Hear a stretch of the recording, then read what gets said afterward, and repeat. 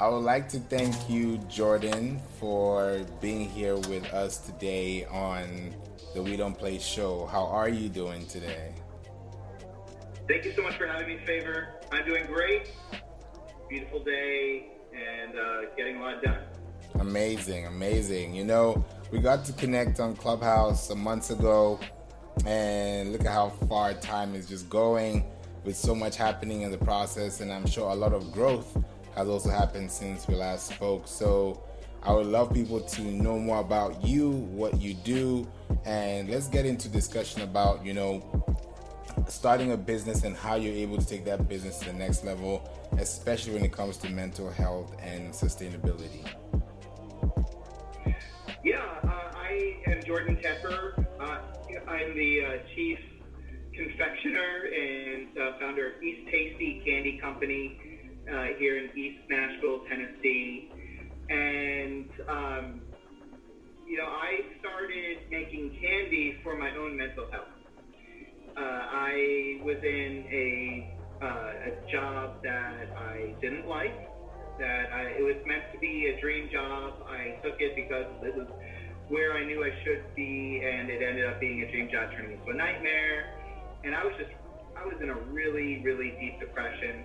My wife knew, my family knew, and I always had a creative outlet, and I just didn't have one at that time. And so my wife got me a candy making book for Father's Day. I've never made candy. I always liked to cook, but I've never made candy before. I was just a home cook. And I made strawberry lollipops. And I followed the steps in the book. I cooked down my strawberries, ground them up, made a paste, and they were really good. I didn't have a lot of supplies. I had no idea what I was doing. And so then a couple weeks later, I started feeling the same way. And I said, I'm going to make marshmallows. I don't know how to make them, but I'm going to figure it out. So in the same book, I found marshmallows, and I followed the recipe, and they were pretty good. And so I just kept thinking of candy. I have such a sweet tooth. It's crazy. I have a sweet tooth. And I just started thinking of things that I like to eat, and I figured out how to make them. And I started out following a recipe, but I took a recipe. You can't copyright a recipe. I took a recipe and I made it my own. I started deviating from it, adding extra different ingredients, changing things around, and making it my own. And I found that it was very therapeutic for me to use that as my creative outlet. Think of flavors that I like and how I can combine them and how I can create them. So my business is built through getting through my own depression. And when I'm cooking, it brings me to a better place, and I can kind of just zone out, and because I'm watching the sugar cook, I'm watching my temperatures, and I'm paying attention to my amount. Everything's measured out. It just makes you feel good. And people were asking me if I was selling it. Like, no, I'm not selling it. Here you go. Just take it. It's really good stuff. And then one day someone said to me, I want to invest in your business. I'm like, what business? I don't even have a name. I don't have a business. And they said, all right, we'll get organized and come back to us. So that was probably November of 2019. I've been cooking candy for now like five years. So that was November of 2019 when they said that. So I filed for my LLC in January of 2020. We all know what happened in March. So everything shut down because of COVID. And I originally started this company to be a catering company. So I would go and take a cart or a truck or something and do special events. And no weddings were happening, no bar mitzvahs, no corporate events, nothing. And that's when I joined Clubhouse. So joining Clubhouse, I got introduced to cooks and chefs and food truck owners, famous chefs, home cooks, the gamut. And I learned so much from all of these people. I still go into Clubhouse and I still talk to them if they're on. And I learned a lot, and I made a lot of connections, and I learned things, what to do and what not to do, and how to handle yourself. And so then I pivoted, and I started, and I built my website, easttastycandy.com. And because I knew that it looked like that we were going to be shut down for a long time. And I learned how to build a website. I learned which platforms to use and why. And I talked to marketers, and I talked to website developers and see what was good for me. I had no budget, so I just took it. A lot of people gave me free information as much as they wanted to, and I just soaked it all in. So I now East Tasty Candy Company is still thriving. We've made it through COVID. My goals for 2022. I'm looking into getting some loans and getting a trailer or some sort of truck so I can do mobile events. I've already done a few pop-ups, and I just teamed up with another local, with a baker here to do a pop-up at his bakery, and so yeah, it's a lot of fun. It's still my creative outlet. This is not my full-time job. So I have a full-time job. I have a small family, and now it's turning this business into my full-time job and still being able to give time to my family. That's beautiful. That's really deep. Like, the moments you've seen the growth have happened so quickly, actually, that you kind of had to create your own model. Even though the business was not part of the model, it had to be restructured so you can be able to accommodate the people that are going to be, looking for your services and going into that detail. So I like what you mentioned about, making sure that you're making time as well. And especially going into the new year, there's going to be a lot of saturation on how people are posting, what to post. So have you thought about as well how that content is going to be distributed so that people can get to know you? And I love the idea of the bakery, because that allows people to connect with you, leave reviews, and also share the love, and also share the content so people can also come back for more. How is that going for you so far? Well, I post, I've been trying to post more, but I do like a lot of stories.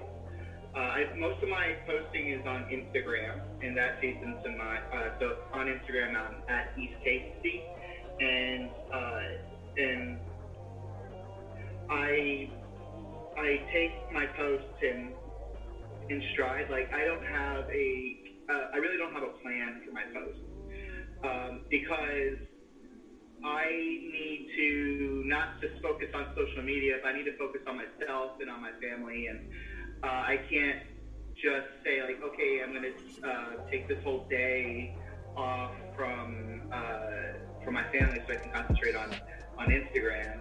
I just take it all organically. This is not ideal. It's not what what a social media consultant would recommend, and I realized that a social media social media manager would say, I need you to post every day, multiple times a day, and I just don't have time for that. So a lot of my big plan for the future is to get a social media manager to help me manage all of that.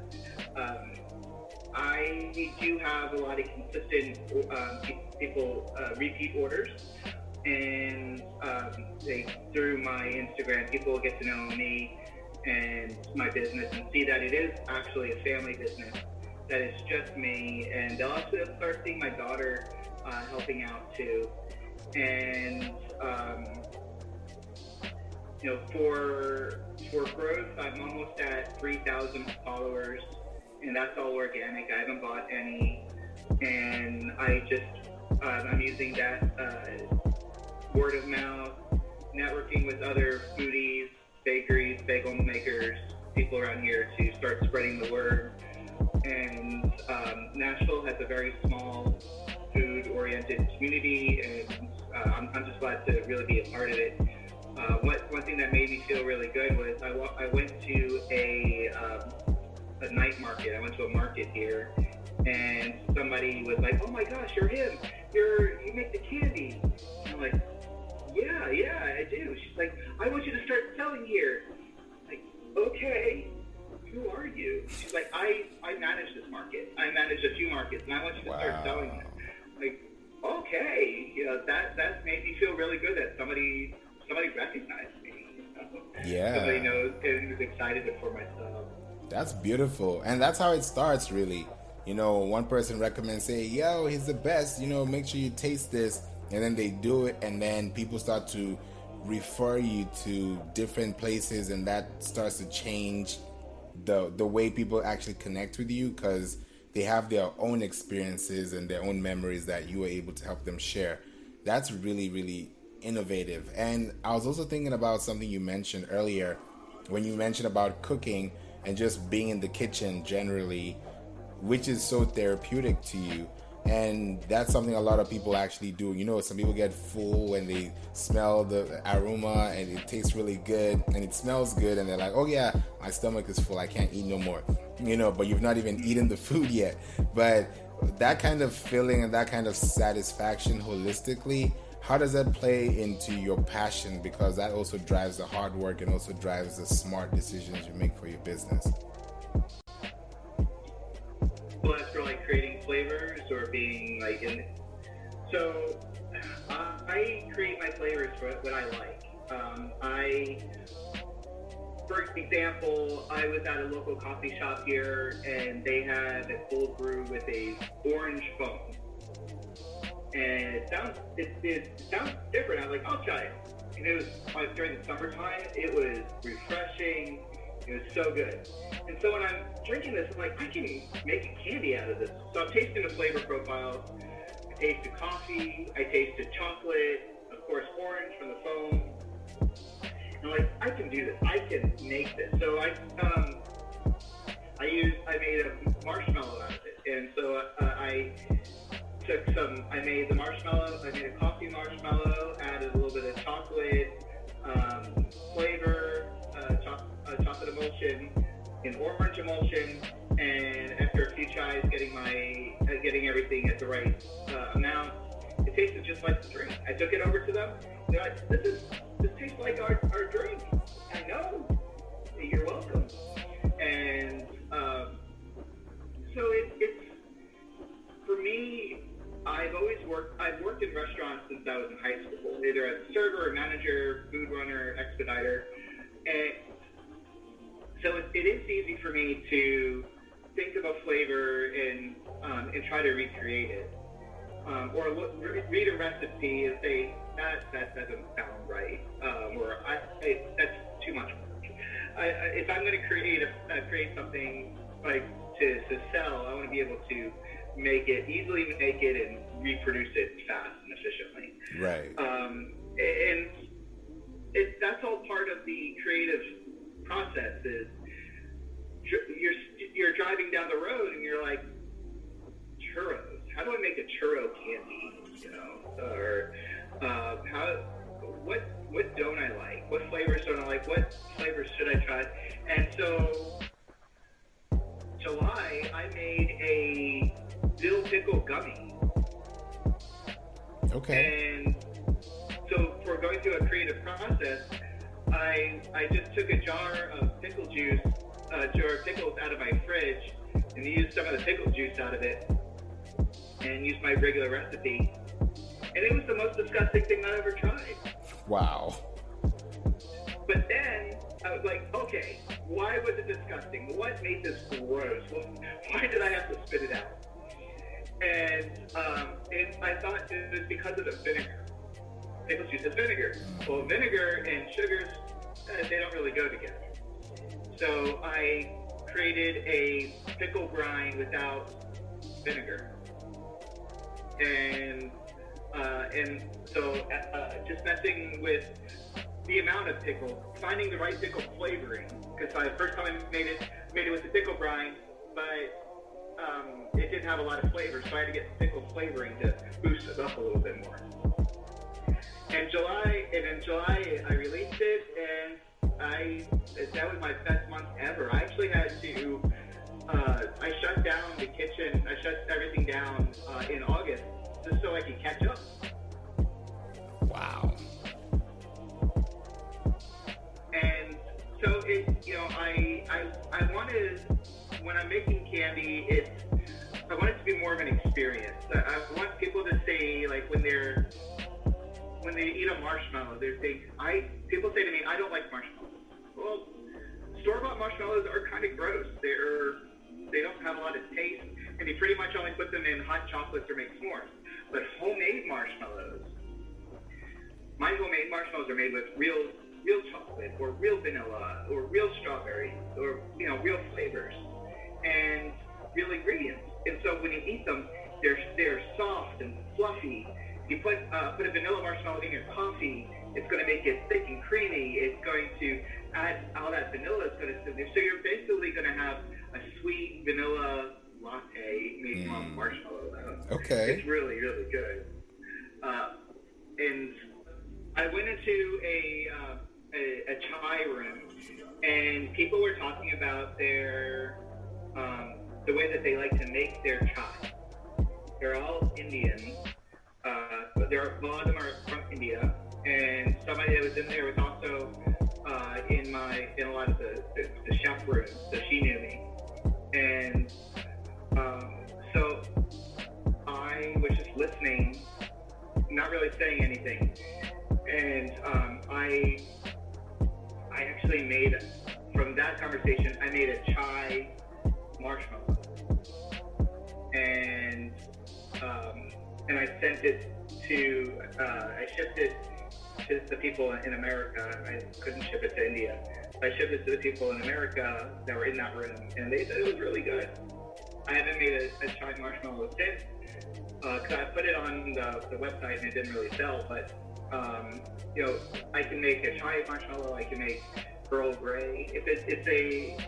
Basically I tell, but my point is that my creative outlet is just life and what I like to eat and what other people like. I try to make people happy. Food brings people together, right? People connect through food. People connect through drinks. It creates stories, and it opens up people's mouths. And that's my big goal. Is just to help make people happy and bring them into a better place. That's beautiful. Yeah, I think so too. And when you think about food, when people like food, they can dance a little bit, they're happy, they get a little jiggly, and it's like a good feeling that you're seeing people in that happy moment, because you want them to stay there for the amount of time they're taking, the sweet stuff, or even after, so they can feel like they're refreshed. And especially in the summer, it's different. Now, when you mention the seasons, does this affect or impact the demand and supply? Like when it's hot in the summer and right now it's cold, does it play a role in any of the dynamic effects? I think that in the summertime people want more fruity, lighter flavors. Right. In the wintertime people are getting more of the caramel and like the marshmallows for their hot chocolate. I'm selling s'mores pack now, so that comes with graham crackers, chocolate, and of course the marshmallows. So now with building a business, you're going to come to times when so a little bit of bumps in the road. In the summertime, I had some major potholes, and that was the heat. I had a lot of people ordering from hot states like Arizona and New Mexico, and when it got there, they just had liquid. It all melted. Oh no. So my solution was I started getting cold packs. I couldn't really use dry ice, but I used cold packs. And so I would, if it got to them melted, I would resend it to them. And that takes a lot out of me because I'm still paying for shipping again, and I'm still paying for like the cold packs. And so if I sent the cold packs and it still was melted, then I would refund their money because there's nothing I can do. And I did everything I could to send it to ensure that it would get there unmelted and get there fine, and so that they're melted. There's some people where I explained to them what happened, and they said, no, just keep the money. I'm supporting a small business, and that's all that I'm happy. That's all I want to do. I'm like, well, thank you. And I rewarded them by resending their order when it got to a cooler temperature. And I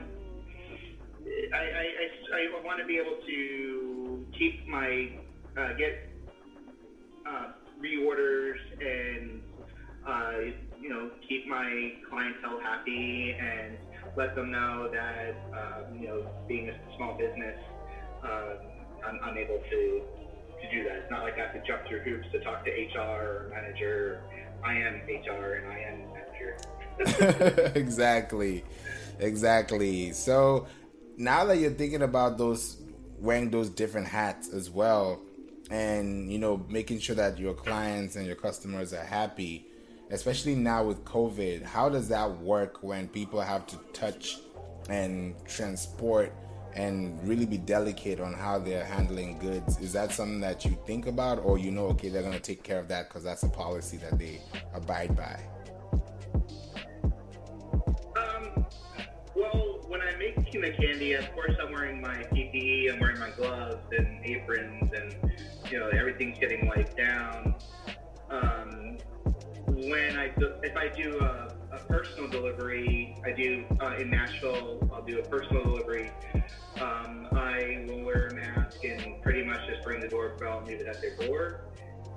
But when I'm shipping things out,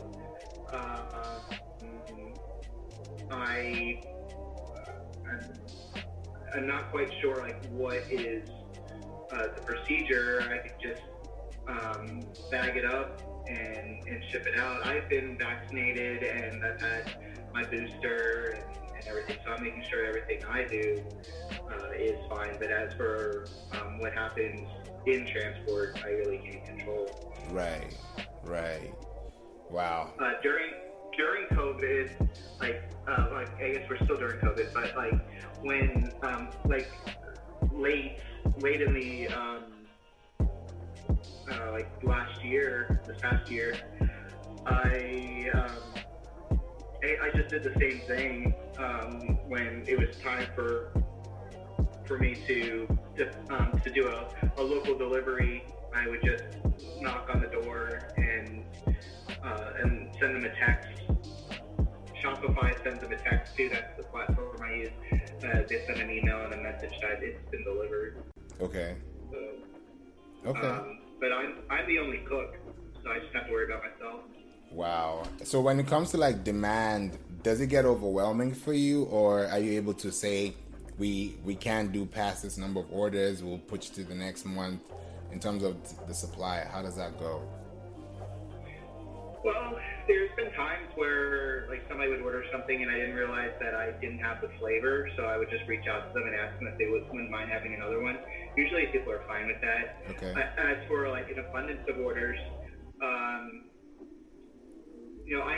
I typically promise that it would be I say that it would be about 7 days to give me 7 days to get it delivered, to make it and to get it sent out.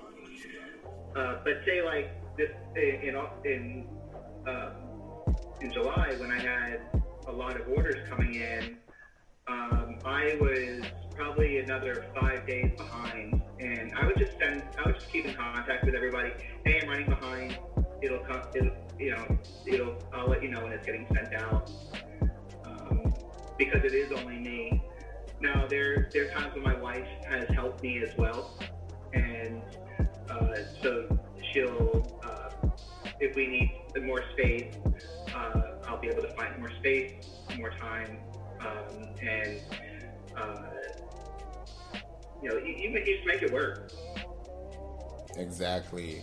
I like the fact that it's not stopping you, because it's allowing you to create that scalability as well for your business, especially going into the new year, where a lot of online searches and connections, and now with the bakery, that's going to be a good venture for you to build opportunities, maybe get more people and do less of that, while the other people are handling more of the handwork and you're doing more of the administrative work, which I know is at some point you can't want to do both, but you also want to make sure that it's also balanced well enough.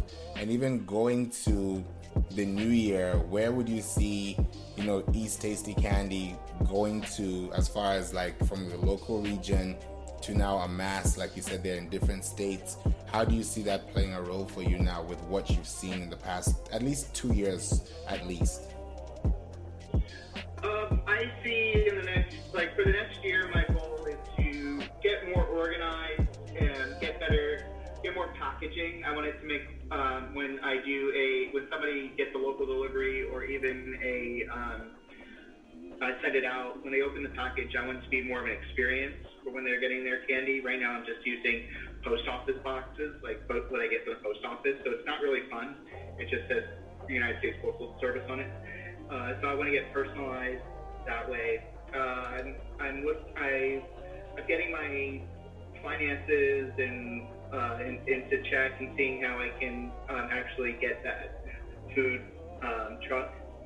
And I am working more in the local scene now, for doing pop-ups and working with local bakeries, and even I did a art gallery opening, and where I set up in the art gallery and made s'mores, and I made the whole place smell really good with burnt marshmallow and graham crackers. And so now I'm going to be doing some more outward pop-ups and marketing, and I want to take things slow. It's not my goal to blow up really fast, because the hotter the flame, the quicker it fizzles out. And I still need to keep my own mental health in check, and I still need to keep my family's health in check. And I don't want to. I need to take it in stride. There's a lot of hands that are coming in, and a lot of people are saying, well, let me do this, or I want to do that. I'm like, okay, it'll happen, but in time. And this is for the long haul. This race is a marathon, not a sprint. Yeah, I believe so too. And I like the fact that you're not rushing, because it shows that you're focusing on results and longevity, rather than just instant gratification and success milestones that could be short term. Yeah. I mean, instant gratification is wonderful, but it's just instant. It'll go away. Right. And there's no reason to rush, and because this isn't something that I'm just going to stop doing. I just happened to come out during COVID. It's not like this is a COVID business. That's true. That's amazing. I feel like at this point, somebody is listening and they want to really try and taste it, or know how they can get in contact and connect with you, and possibly try it one day and say, okay, let me see how this feels. Because when you try those new things, it opens up your mind, and you become better with your taste, your palate, what you like. And I think that's a really good place for people to start as well, both locally and also more nationally as well. So it would be great for people to know like where they can connect with you. If they have to come locally, where do they need to go to so they can get in contact with you and get the best experience? Sure. Well, I'm online only. The name of my business is East Tasty Candy Company. You can find me online at easttastycandy.com. And I'm on Instagram and Facebook at East Tasty. And if you come to Nashville, let me know. We'll go on a Nashville food tour, and I'll show you all my favorite places. Nashville's a foodie town, and the way I got the name East Tasty actually because East Nashville is known as the East Nasty. Oh. And that's where I live in East Nashville, and and so you don't want to eat anything nasty, you want to eat everything tasty. So it's East Tasty. And it was funny, like the way that I chose the name of the business, I just made a list of all these different businesses, and I shopped it around, and East Tasty really, everybody seems to like that one. But yeah, I mean, I'm an online business. I don't have a storefront, and but if you're ever in town, or you're coming to town and you're having a bachelorette party, or you want to have something in you're making goodie bags and you want to have something local, hit me up, and we can discuss for what you want and what I can make, and we can make it happen. And a little touch of supporting a small business and keeping it Nashville. Yeah, I think so too. Guys will love this. That's really good. Thank you so much for highlighting that and letting people know. Make sure you guys follow. Make sure you guys ask all the questions. And I'm sure by this time next year, God willing, there'll be a lot more to give. And I'm sure there'll be a lot more varieties and places that people can be able to connect with you, even outside, the comfort of their home, and be more online as well. Yeah. I appreciate you speaking with me, Favor, and it's great knowing you, and I really appreciate getting me this opportunity. Anytime, Jordan. Thank you so much for joining us today, and I look forward to connecting with you very soon. Me too. I appreciate it. Thank you. You're welcome. Thank you, everyone. You're welcome.